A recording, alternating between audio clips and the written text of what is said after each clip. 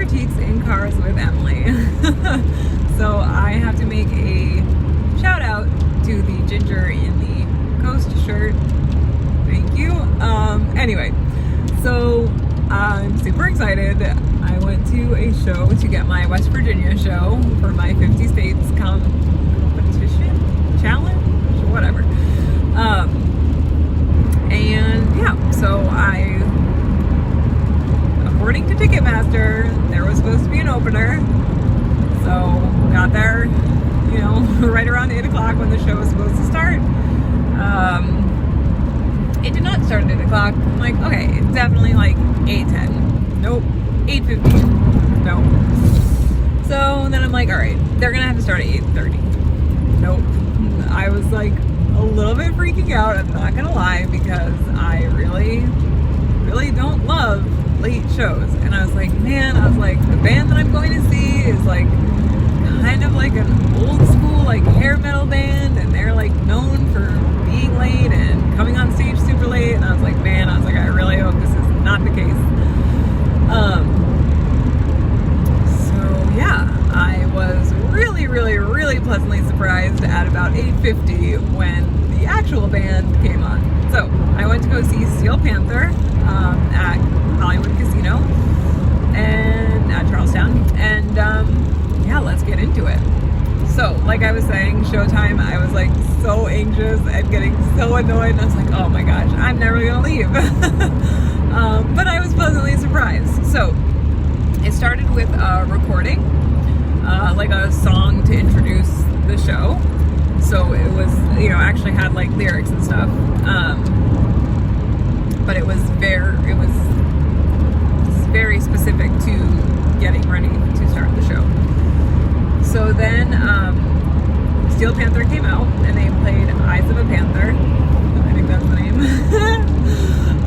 Just lots of like really fun and suggestive motions. Oh yeah, I should definitely for sure precursor this with, I know I try and keep it like as pure as possible, but it's gonna be real hard on this show, so I'm gonna try and keep it as PG. So just bear with me, and I apologize in advance for things that I have no control over. But yeah, so that was pretty fun. And then the lead singer did like an air guitar during the instrumental bridge, which was super fun. And so the guitarist kept doing this thing, which was awesome, where he would put a pick in his mouth and then he would bump his chest and spit it out into the crowd. So that was like awesome. And then someone from side stage threw the mic stand at the lead singer at the end of the song, and he caught it, like slid across the stage. It looked pretty cool. I'm not gonna lie. The second song they played had super fun lyrics. The innuendo about letting him come into her home for the chorus was really great. Then he used the mic stand as a guitar during the bridge. And so what I really love about this show was that during any like downtime in the song, and I'm like basically any, it was just a lot of fun to watch the band members like do what I'm gonna call banter, even though it wasn't like verbal banter because they were singing or playing their instruments.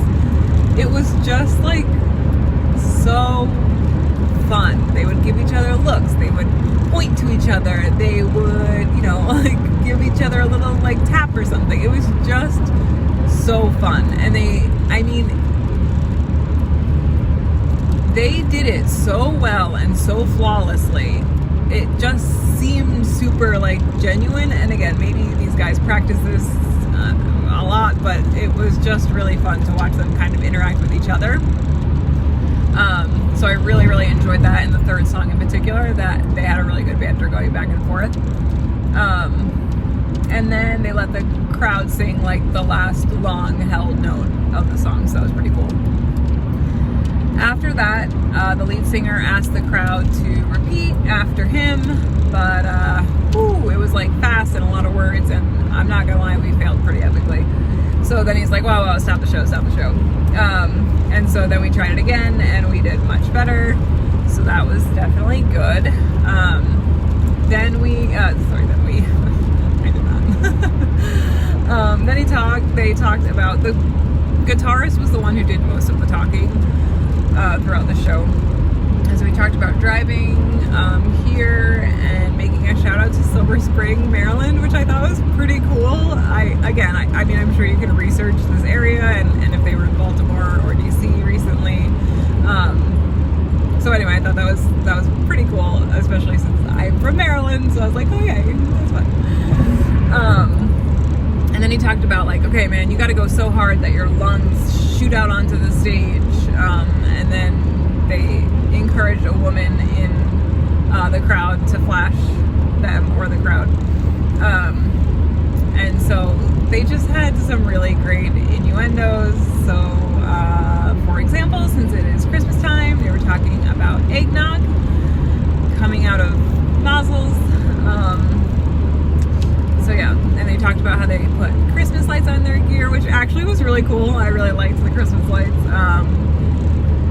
It was just like a lot of fun. They just kind of were a little rambly, but not in a bad way. It was like just such a funny way. It's a little bit of innuendo, a little bit of dad joke mixed in, like with just like ridiculous stories that you're like, what are you eating? Like, where is this going and what are you even talking about? And it's funny because normally I am not the most huge fan of things like that. Like, I'm just like, come on, play your songs. But they just did it in such a fun way, and I don't know if it was that I wasn't really expecting to know a lot of their songs or what, but yeah, it was just actually really fun. I really actually appreciated all their like side banter and stories, and maybe it was because they had banter during the songs. Maybe that's what made the banter not during the songs, the actual verbal banter, that much better. They were talking about how their old bass player left and how they have a new one. They introduced him and he said that he invented this candy which resembles the shape of a woman's chest. Then they introduced the drummer and he did the impression of the Def Leppard drummer who only has one arm. And then the lead singer threw the drummer's drumstick back at him, and instead of throwing it to his open free arm, he threw it to the arm in the shirt, and it was pretty funny. After that, they played a song that I have definitely heard before, but I don't remember the name and I don't want to butcher it, but or even say it because it might not be super appropriate. But super fun. They had a fan of Asian descent come on stage. But yeah, if you're a fan, you know exactly what song I'm talking about. The guitarist was like really funny with her and like so just inappropriate. For the bridge, the lead singer pretended to send the guitarist and bassist away. Like him and the woman were in the middle of the stage, and then they kind of came to either side, and so he was like would push one away first and then the other. So that was like just, again, super fun. Really enjoyed it. Made the song just that much more fun. It's already a fun song to begin with because of the lyrics and just the ridiculousness in general, but to have that added element to it was really great. So then they talked about having how he was had titanium hips, and it was definitely a slower start in terms of the vibe. That was at that time the slower song, but still was like instrumentally heavy, just had that like slower start or vibe to it. And then after that they played Friends with Benefits. The lyrics in the verses are just so good. It's just so funny and so dirty and just like, oh, so cringe but so good. I was laughing the whole time. After the song, the lead singer ran off the stage, and the bassist and drummer eventually left as well, and then it was just the guitarist, and he played like his own guitar solo, and man, let me tell you, he was really, really, really impressive. I mean, it was like these quick movements, and you know, he's down at the base of the guitar and then up like the top of the neck of the guitar. Like, it was just really, really impressive. I really enjoyed his solo. And then like even at one point he went over to his own mic stand and was literally playing the guitar against his mic stand, so that was pretty unique and fun. Then after that, everyone came back on stage. There was a shirt change for the lead singer. His first original shirt was "I don't like Nickelback." I love Nickelback, and I a little bit want that shirt. I'm gonna say this next song was called "Dead to All But Metal." Very high energy song, good song to come back to. Definitely like a super metal feeling song. The drummer threw his stick to the lead singer, who then tossed it back to the drummer backwards. We literally went in front like of the stage and just like tossed it above his head. And yeah, the drummer caught it while he was still playing the drums. He was playing the drums this whole time with one stick, right? And then he catches the drumstick while playing the drums, and then like the last beat of the drum was with that last drumstick. That was really, really cool, really impressive, loved it. After that, they told a story about 1987. For sure cannot repeat any of it. No. But it was funny and super ridiculous. But again, I enjoyed it. So then they played the song 1987. Definitely had a slower start with no drums at the beginning. They came in at the chorus. And yeah. So the song was good. It was just for sure before my time. So a lot of the references were just a little bit like, yeah, I don't know what you're talking about. So that was fine. It's just not my particular era of song. Then after that, they brought a keyboard out, and the lead singer played guitar, the drummer played the keyboard, and then the bassist kind of was on percussion, we'll say, and then the guitarist was playing guitar. And they played Ain't Dead Yet, which is a slower song. It's just so funny to see a song that's like slow and like emotional feeling, but then you listen to the lyrics and you're just like, oh my gosh. So I actually really liked that contrast. But then like it actually did have like I actually did really like the lyrics for the chorus, like for their sentimental value. Like I thought that they were like, it was a good chorus. Like that could have been a real serious good song, but again, I'm glad it wasn't, because it's still very funny and enjoyable to listen to. But I did like the chorus. And then, so again, this is like what I'm talking about. This banter, man, it's just so good. So during the song, the bassist kind of had nothing to do, and so at some point he just like got up from his little chair and he picked up the chimes, and the drummer who was on the keyboard was like, no. So he like kind of looks at the crowd, the bassist kind of looks at the crowd and is like, I don't know, and he goes and puts it back. So then he like kind of gets up again, he's like, no, I'm gonna do this.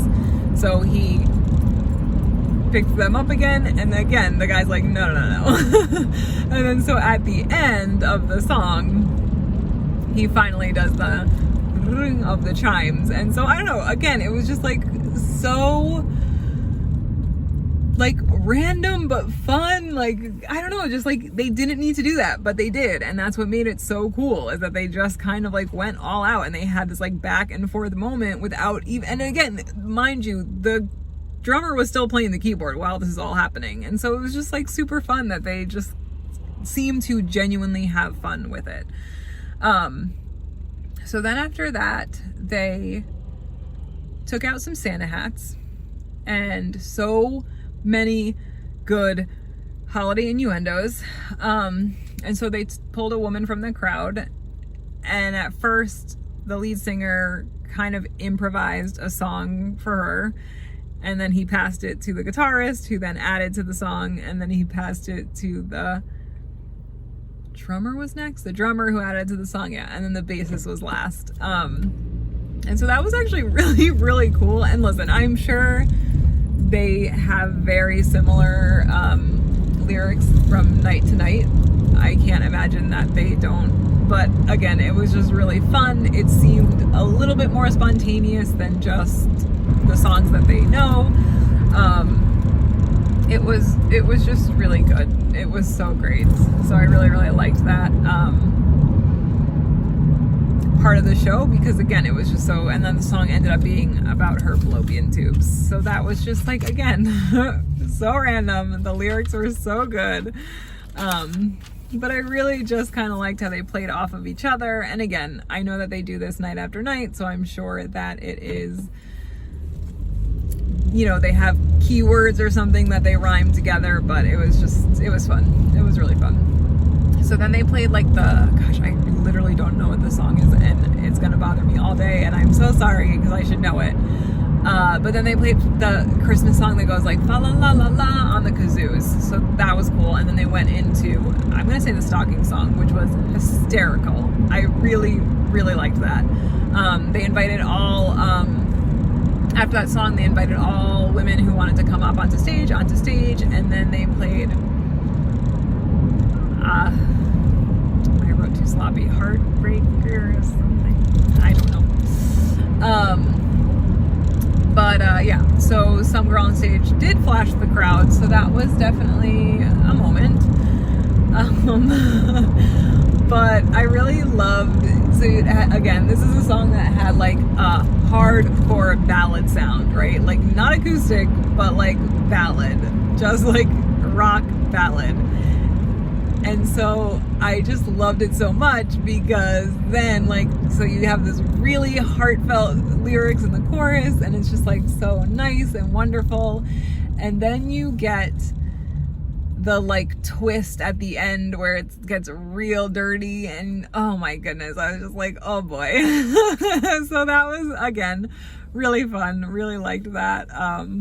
You know, and every time the chorus came, you're like, oh, this is so sweet. And you're like, no, it's not.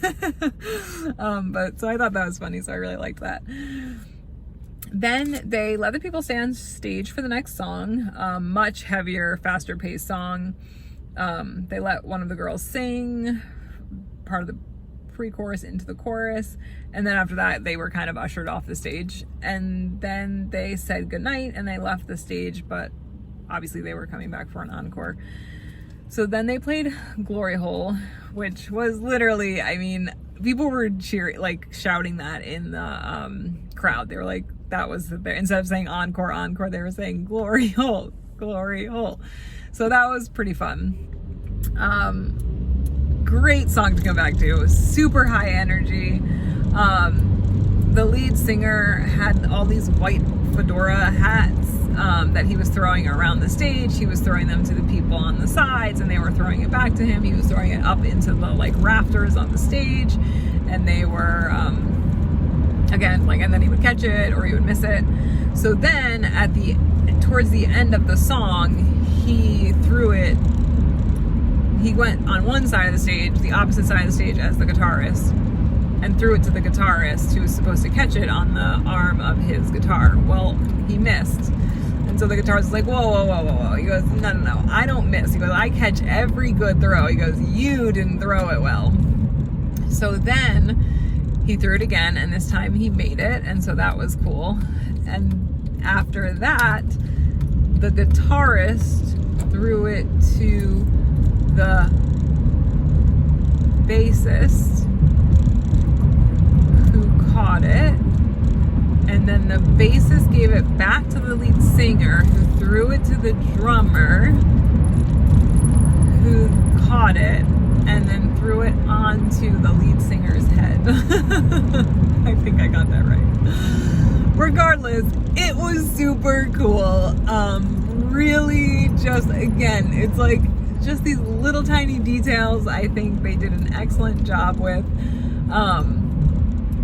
Yeah, and then that was it. They kind of just finished with that song. I'm assuming they made it way extended past what it normally would be recorded. But, well, especially like the instrumental bridge part. But yeah, so, and then they kind of reintroduced themselves one last time, took a bow, and left the stage. Whew. So, scores. Oh boy. So So this is an interesting one. No opener, which again, not complaining about, especially considering the time they started, because let me tell you, if they had an opener at 9 and they had gone to like 11:30, 12 o'clock, I would not have been a happy camper, but they didn't, so that was nice. I just wish I would have known that going in, because I was getting real anxious, but again, it like wasn't really a big deal at the end of the day. It's fine. Man, they were really entertaining. It's like almost hard to give a score because they're so talented, but the lyrics are, that's what makes it so good. So hard. I'm gonna give this one a solid, I think this is like a good 9.5. Like, I maybe didn't enjoy it as much as some other people did because I didn't know the songs as well, but like, if you knew those songs, you were probably so pumped. I really, really liked the improv part when they brought that one woman up on stage. I thought that was really cool. And again, like I said, I know that they are not just like cold turkey coming up with things, right? They've done this night after night, so I'm sure they have a few things in their arsenal, but like, it was just nice to like, it was just fun. But yeah, I think, what did I say, 9.5? Did I say 9.2? I think 9.5 is appropriate. I mean, yeah, 9.5. I think that's a good score, because they were amazing. They were awesome. I'm sure if I knew their songs better, there would have been one or two things that I wouldn't maybe have dinged points on. They did talk a lot. Some of it was really funny. Some of it you're just like, okay, move on. But it was really great. I really enjoyed the show, and yeah. So let me know what you think. Did you see them somewhere else? Are you planning to see them? Did you want to go see them but couldn't see them? Have you seen them in the past? Do you think I gave a good score? Yeah. So like, subscribe, comment, and I will see you guys next time. Bye.